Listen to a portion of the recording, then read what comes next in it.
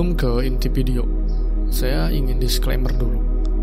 Maksud saya membuat video ini adalah bukan untuk mendiskreditkan atau merendahkan uang. Bukan sebuah bentuk ketidakpuasan juga, dan bukan sebuah judgement sosial. Karena bagaimanapun juga, saya dan kalian pasti masih membutuhkan uang dan akan tetap membutuhkannya. Tapi yang ingin saya sampaikan adalah sebuah realitas atau fenomena kehidupan sosial saat ini yang selalu mendewakan uang dan kurang bisa proporsional dalam memposisikan uang. Uang, semua hal pasti soal uang. Uang selalu menjadi incaran setiap orang, dari anak kecil sampai dewasa, tua dan muda, selalu berharap uang. Ingin memiliki apapun selalu menggunakan alat tukar ini yang namanya uang. Konflik perseteruan dan peperangan juga selalu gara-gara uang. Rebutan kekuasaan, saling bunuh, kesenjangan, saling fitnah juga. Lagi-lagi itu karena ingin uang. Pokoknya uang segala-galanya dalam kehidupan manusia. Uang bisa jadi sumber masalah, tapi bisa juga menjadi penyelesai masalah. Ada yang bilang uang bukan segalanya, tapi faktanya segalanya butuh uang. Tapi ingat, jangan lantas ini dijadikan sebagai jalan pintas untuk menyelesaikan semua masalah. Justru karena menjadikan uang sebagai alat utama dalam hidup, tidak jarang juga persahabatan, persaudaraan, hingga keluarga bisa hancur gara-gara uang. Jangan sampai kualitas kebersamaanmu dengan keluarga digadaikan dengan uang. Karena tidak sedikit orang yang mementingkan uang daripada quality time bersama keluarganya. Ini bukti bahwa tidak semua masalah bisa diselesaikan dengan uang. Tapi menurut Anthony Sampson, seorang penulis terkenal, bahkan dia menempatkan uang sebagai agama baru bagi manusia. Karena bagaimana tidak sedikit orang yang menuhankan materi, meninggalkan agama demi uang. Filsuf Adam Smith juga menyebutkan dengan nada hiperbola bahwa pembeda antara manusia dan hewan adalah uang.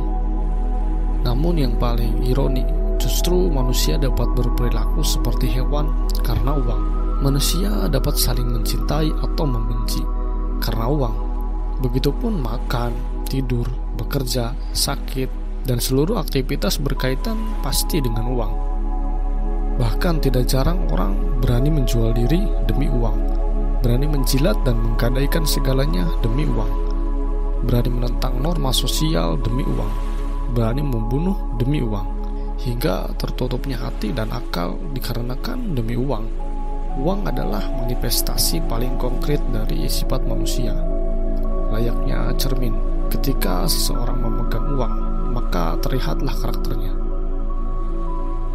Bahkan di zaman sekarang, untuk melihat sifat seseorang, salah satunya bisa dengan uang.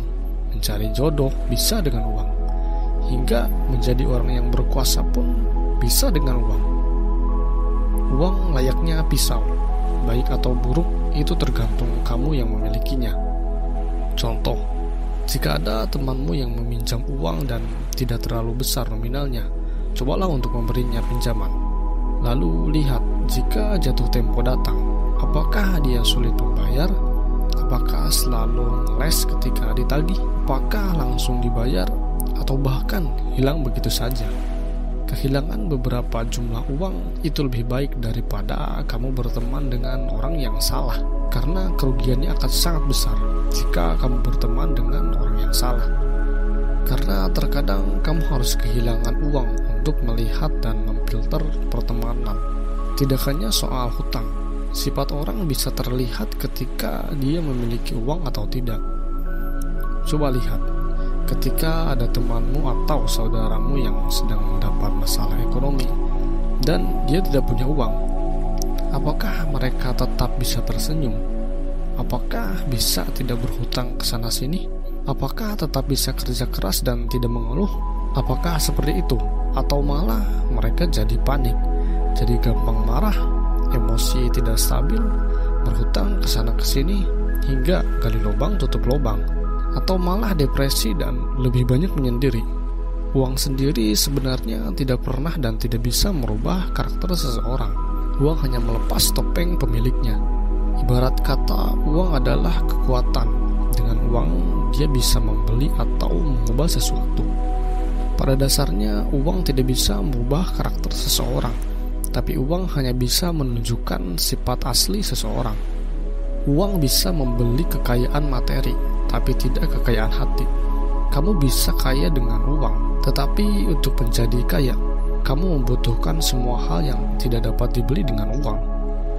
Satu hal yang tidak bisa dibeli dengan uang adalah waktu. Jangan sesekali kamu lengah, karena jika lengah, kamu akan dikontrol dengan uang. Kamu akan diperbudak dengan uang, karena hidup ini juga tidak hanya urusannya tentang uang semata yang perlu untuk kita perjuangkan.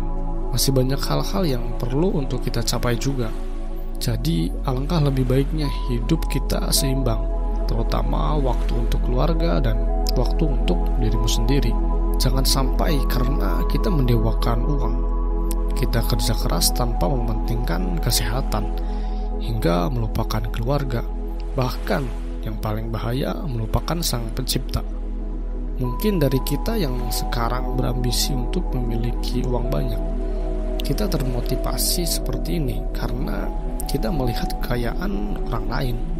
Tapi padahal bisa dicek dan kamu buktikan sendiri bahwa hidup orang lain yang terlihat mewah dan wah pasti akan ada selalu kekurangan dan masalah. Jadi soal masalah, kehampaan, kekurangan bukan selalu datang dari kekurangan sebuah materi atau uang. Tapi kehampaan memang selalu ada pada diri kita. Jika uang bisa membeli segalanya, lantas kenapa masih ada orang yang kaya tapi bunuh diri? Sebuah keluarga kaya tapi bisa bercerai. Pejabat yang terjamin hidupnya dan sudah pasti kaya tapi tetap korupsi. Artis yang uangnya banyak dan terkenal tapi tetap bunuh diri. Pesan dari saya adalah, walau segalanya butuh uang dan uang mungkin segala-galanya, tapi jangan menganggap segalanya bisa dibeli dengan uang. Uang cuma angka. Jika kebahagiaanmu berdasarkan angka, maka kamu tidak akan merasakan kebahagiaan sesungguhnya dan akan terus merasa kurang dan kurang. Seperti halnya koruptor yang padahal mereka sudah kaya, tapi mereka tetap merasa kurang dan akhirnya korupsi. Karena uang bisa membuat kita buta.